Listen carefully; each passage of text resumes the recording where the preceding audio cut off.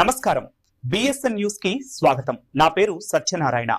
Municipal అభివృద్ధికి కాంగ్రెస్ అభ్యర్థుల విజయం కోసం ప్రతి కార్యకర్త కృషి చేయాలని మంత్రులు జూపల్లి శ్రీధర్ బాబు, ఎమ్మెల్యే విజయరమణారావు పిలుపునిచ్చారు.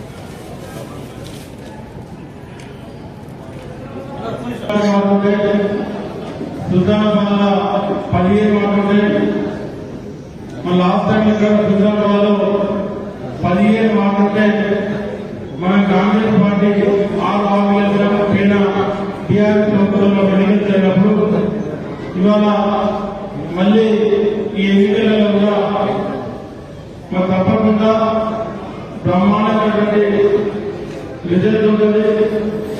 సుల్తానాబాద్ కానీ పెద్దపల్లి కానీ 2 మున్సిపల్ 100% సంపూర్ణమైనటువంటి మెజార్టీతో కాంగ్రెస్ పార్టీ జెండా ఎదుర్కొన్నాం.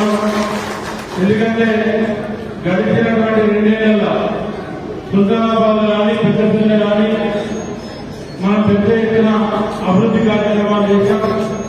దాదాపు సుల్తానాబాద్ లో ఒక 20 కోట్ల రూపాయలు ఇప్పటి వరకు టెండర్ తీసుకొని దాదాపు 15 కోట్ల వరకు సీసీ రోడ్లు కానీ డ్రైనేజ్ కానీ అమృత్లో 15 కోట్లతోనే పైప్ లైన్ కానీ వాటర్ లైన్ కానీ ఇవన్నీ చెరువు సుల్తానాబాద్ ఊర చెరువుకు సంబంధించి ట్యాంక్ బండ్ చేయాలని ఒక 50 సార్లు తిరిగిండు ఇరిగేషన్ మంత్రులు. అంతేనా? మొత్తం ప్రధానంగా ఒక బ్యూటిఫికేషన్ చేయాలి, ఆ ట్యాంక్ బండ్ ఏర్పాటు చేయాలని పట్టుబాలని పట్టు వేసిన వాటిలో తిరుగుతూనే మొన్న సాధించుడు. అది త్వరలో టెండర్లు అయిపోయినా తొందరలోనే టెండర్లు ఇచ్చి అక్కడ బ్యూటిఫికేషన్ చేసే కార్యక్రమానికి శ్రీకారం చుట్టారు. ఇప్పుడు మనకు కృష్ణారావు గారు టూరిజం మినిస్టర్. ఈ నియోజకవర్గాల్లో కూడా అనేక టూరిజం కేంద్రాలు ఉన్నాయి. ఓ ప్రకారం రామగిరి కిలాకు సంబంధించిన అంశం కానీ, మరి విజయరమణారావు గారు 2-3 మార్లు ఈ నియోజకవర్గానికి సంబంధించి టూరిజం ని డెవలప్ చేయాలని ఇచ్చిన ప్రాతినిధ్యాన్ని గుర్తించి వారు వచ్చింది కనుక నేను కృష్ణారావు గారికి కూడా చెప్తా ఉన్నాను. పెద్దపల్లి కానీ సుల్తానాబాద్ కానీ మున్సిపల్ చైర్మన్లు గెలిచిన తర్వాత మీరు ప్రత్యేకంగా టూరిజం ప్రాజెక్టులు ఇక్కడ డిక్లేర్ చేసే కార్యాచరణ చేయాలని నేను కృష్ణారావు గారిని ప్రత్యేకంగా కోరుతాను. ఈ జిల్లాకు సంబంధించి కూడా ఎందుకంటే చారిత్రాత్మకంగా గొప్ప చరిత్ర ఉంది. మనం ఈ జిల్లాకు సంబంధించి అనేకంగా చారిత్రక కట్టడాలు ఉన్నాయి. దానికి సంబంధించి ఒక ప్రత్యేకమైన కార్యాచరణ తీసుకొని ముందుకెళ్లే ప్రయత్నం చేయాలని మరి చేస్తాం. కాబట్టి మీరు ప్రజలకు ప్రతి విషయం పట్ల అవగాహన కలిపారు. ఇలా ఒక్కొక్క వార్డులో బహుశా నాకు తెలిసి ఇక్కడ కూడా 1000-2000 లోపల ఓట్లు ఉంటాయి. సరే 1000 పడగలు ఉంటాయి అన్నప్పుడు కార్యకర్తలు ప్రతి వార్డు కూడా 10 మంది 20 మంది 30 మంది ఉంటారు. ప్రజలను ఆ తప్పుడు ప్రచారాలకు లోను కాకుండా మన పార్టీని అప్రతిష్ఠ చేసిన పరిస్థితులు ఇతర పక్షాలు చేస్తూ ఉన్నారు. కాబట్టి మీడియా ద్వారా ముఖ్యంగా సోషల్ మీడియా కోట్ల రూపాయలు ఖర్చు పెట్టి ఇలా బీఆర్ఎస్ పార్టీ వాళ్ళు కూడా పెద్ద తప్పుడు ప్రచారం చేసి ఈ ప్రభుత్వం ప్రతిష్టను మసకబడ్డ ప్రయత్నం చేస్తూ ఉన్నారు. అందుకని మహా అంటే 10 రోజులే కాబట్టి మీరు ఒక్కొక్క మీ వార్డులో 1200 ఓట్లు అంటే సుమారుగా 300-400 ఇండ్లు ఉంటాయి. సో ఏంటంటే బూత్ కమిటీలో మనం పార్టీ పరంగా వేసుకున్నాం ఒక బూత్ 10 మంది. మరి ఆ 10 మందికి బాధ్యత చెప్తే ఒక్కొక్క బూత్లో 10 మంది అంటే 10 ఓట్లు అంటే 4 నెలలు అంటే 30-40 వేలు వస్తాయి.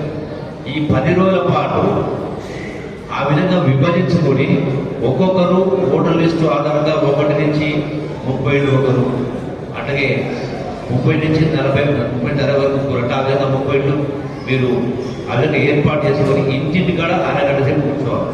కూర్చొని గత ప్రభుత్వం ఏం చేసింది, ఏం జరిగింది. ఎందుకంటే ఇలా వాళ్ళు మాట్లాడతారు, ఎక్కడ పోయిందా మీ తులం బంగారం అంటారు. మీ తులం బంగారం ఎక్కడ పోయిందంటారు, 2000 రూపాయలు పెన్షన్ ఎక్కడ పోయిందంటారు. నిజంగా వాళ్ళ ప్రజలకు నిజమే కదా, చెప్పిన కదా, ఈ కదా వాళ్ళ ప్రభావం ఉంటుంది. ఇప్పుడు వాస్తవ పరిస్థితుల్లో మీకు చెప్పాలి. ఈ రాష్ట్రాన్ని 65 సంవత్సరాలు 22 మంది ముఖ్యమంత్రులు పరిపాలన చేశారు. 22 మంది ముఖ్యమంత్రులు కాంగ్రెస్ ముఖ్యమంత్రులు, ఎన్టీ రామారావు, చంద్రబాబు. అయినా కూడా మరి 22 ముఖ్యమంత్రులు 65 సంవత్సరాలు పరిపాలన చేస్తే సమైక్య రాష్ట్రంలో ఈ రాష్ట్రం పైన ఉన్న అప్పు 65,000 కోట్ల రూపాయలు ఉన్నాయి. మరి ఒక్క ముఖ్యమంత్రి కేసీఆర్ గొప్పగా దేశానికి ఆదర్శంగా పరిపాలించిన చెప్పుకున్న కేసీఆర్ పేరు ప్రభుత్వం ఒక్క ముఖ్యమంత్రి ఈ 65,000 కోట్ల అప్పు తీసుకుని 8 లక్షల కోట్ల అప్పు.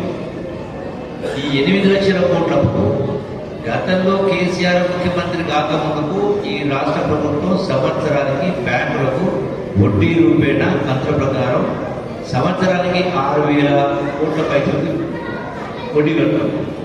కానీ ఈ రోజున నెలకు 6,500 కోట్ల రూపాయలు ఈ ప్రభుత్వం వడ్డీ కడతా ఉంది బ్యాంకులు. ఈ 2 సంవత్సరాల్లో 75,000 కోట్ల తరఫున 2 సంవత్సరాలు 1,50,000 కోట్ల రూపాయలు మళ్ళీ అప్పు తెచ్చి గత ప్రభుత్వం చేసినప్పుడు తిరిగి వడ్డీ కట్టాల్సి వచ్చింది.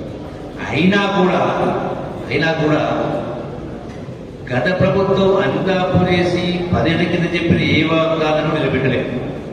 కానీ ఈ ప్రభుత్వం, కాంగ్రెస్ ప్రభుత్వం, రేవంత్ రెడ్డి నాయకత్వం 2 సంవత్సరాలు గత ప్రభుత్వం తెచ్చిన ఏ స్కీముని ఎత్తివేయకుండా చెప్పిన ప్రతి మాటకు కూడా 6 గ్యారెంటీలు కూడా అమలు చేస్తారు. కాకుండా కూడా ఇంకా చాలా ఇస్తాము, సన్నబియ్యం కావచ్చు, భోజనం వస్తువులు. సో వీటన్నిటిని కూడా ప్రతి అంశం పట్ల ప్రజలకు పూసగుచ్చినట్టు అవగాహన కల్పిస్తే ఖచ్చితంగా 51కి 51 సీట్లు కాంగ్రెస్ పార్టీ గెలవడం సునాయాసం.